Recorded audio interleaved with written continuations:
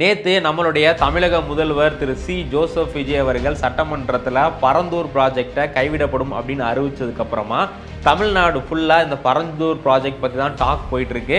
இந்த வீடியோவில் பரந்தூர் ப்ராஜெக்ட் பற்றி A to Z டீட்டெயில் பார்க்கலாம். நீங்கள் நம்ம வரண்டா ஐஏஎஸை சப்ஸ்கிரைப் பண்ணல அப்படின்னா மறக்காமல் சப்ஸ்கிரைப் பண்ணிக்கோங்க.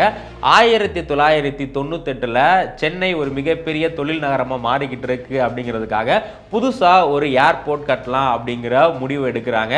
அதுக்கப்புறமா 2007 அப்போ இருந்த சீஃப் மினிஸ்டர் சென்னைக்கு புதுசாக ஒரு விமான நிலையம் கட்டுறதுக்காக 4000 ஏக்கர் ஒதுக்க போகிறோம் அப்படிங்கிற மாதிரி அறிவிப்பு விடுறாங்க. அதை தொடர்ந்து ஸ்ரீபெரும்புதூர்ல விமான நிலையம் கட்டலாமா அப்படிங்கிறதுக்கான டாக்ஸும் போயிட்டு இருந்தது.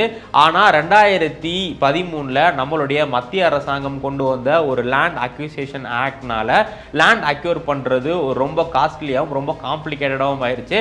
அதோட கவர்மெண்ட் அந்த ப்ராஜெக்ட் அப்படியே டிராப் பண்ணிட்டாங்க.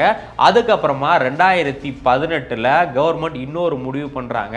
புதுசா ஏர்போர்ட் கட்டுறதுக்கு பதிலாக இப்ப கரண்ட்ல இருக்க மீனம்பாக்கம் ஏர்போர்ட்டையே எக்ஸ்பேண்ட் பண்ணலாம் அப்படிங்கிற ஒரு ப்ராஜெக்ட் கொண்டு வர்றாங்க. பட் அதுல நிறைய டிஃபிகல்டிஸ் இருந்தனால அதையும் நடைமுறைப்படுத்த முடியல. அதோட மாமந்தூர்ல ஏர்போர்ட் கொண்டு வரலாம் அப்படிங்கிறதுக்கான ஒரு டாக்கும் போனது. பட் அதுவுமே அப்படியே டிராப் ஆயிருச்சு. ஃபைனலா 2021 டிஎம்கே கவர்மெண்ட் ஆட்சிக்கு வந்ததுக்கு அப்புறமா 2022 சென்னையில் புதிய ஏர்போர்ட் கொண்டு வர்றதுக்காக ஒரு 4 இடம் பார்க்குறாங்க. அதில் ஒன்று தான் பரந்தூர். அது இல்லாமல் மித்த 3 இடங்கள் பன்னூர், படலம், திருப்போரூர் அப்படிங்கிற மாதிரியான 3 இடங்கள். இந்த 4 இடங்களையும் செலக்ட் பண்ணி நம்மளுடைய மத்திய அரசாங்கத்துக்கிட்ட இதில் எந்த இடத்துல கொண்டு வரலாம் அப்படிங்கிறதுக்கான ஃபீசிபிலிட்டி ரிப்போர்ட் கேட்டு கொடுக்குறாங்க. அதில் நம்மளுடைய மத்திய அரசாங்கம் 2 இடத்துல ஏர்போர்ட் கட்டலாம் அப்படிங்கிற மாதிரி கொடுத்துருந்தாங்க. அதில் ஒன்று பன்னூர், இன்னொன்று பரந்தூர். நம்மளுடைய தமிழக அரசாங்கம் ஃபைனலாக பரந்தூரில் விமான நிலையம் கொண்டு வரலாம் அப்படிங்கிற மாதிரி ஃபைனலாக சூஸ் பண்ணிட்டாங்க. இந்த ப்ராஜெக்டுக்காக கிட்டத்தட்ட 13 வில்லேஜஸ்ல இருந்து ஒரு 5000 ஏக்கர் கிட்ட நிலம் கையப்படுத்துறதுக்கான பிளான் இருந்தது. இந்த ப்ராஜெக்டுக்கான மொத்த காஸ்டா 27,000 கோடி ரூபாய் வரும் அப்படிங்கிற மாதிரியும் எஸ்டிமேட் பண்ணப்பட்டிருந்தது. இதை மொத்தம் 4 கட்டமாக பண்றதுக்காக கவர்மெண்ட் பிளான் வச்சிருந்தாங்க.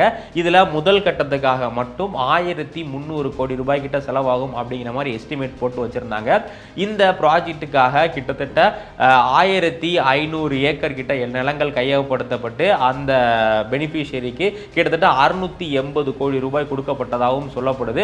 இந்த ப்ராஜெக்டை பொறுத்தவரை ஒரு முக்கியமான விஷயம் என்ன அப்படின்னா, இந்த மொத்த ப்ராஜெக்டுக்கு ஆகக்கூடிய நிலங்கள்ல கிட்டத்தட்ட 50%, அதாவது 46.7% நிலங்கள் அப்படிங்கிறது அக்ரிகல்ச்சர் லேண்ட். அது ரொம்ப ரொம்ப முக்கியமான விஷயம் என்ன அப்படின்னா, இந்த அக்ரிகல்ச்சர் லேண்ட் எல்லாமே 3 போகங்கள் விளையக்கூடிய அளவுக்கு நல்ல ஃபெர்டிலிட்டி, அதே மாதிரி இரிகேஷனும் உள்ள ஒரு அக்ரிகல்ச்சர் லேண்டா இருந்ததுனால அந்த இடத்தை சுற்றி உள்ள மக்கள் எல்லாமே போராட்டம் பண்ண ஆரம்பிச்சாங்க. கிட்டத்தட்ட 1000 நாட்கள் கிட்ட போராட்டம் பண்ணாங்க.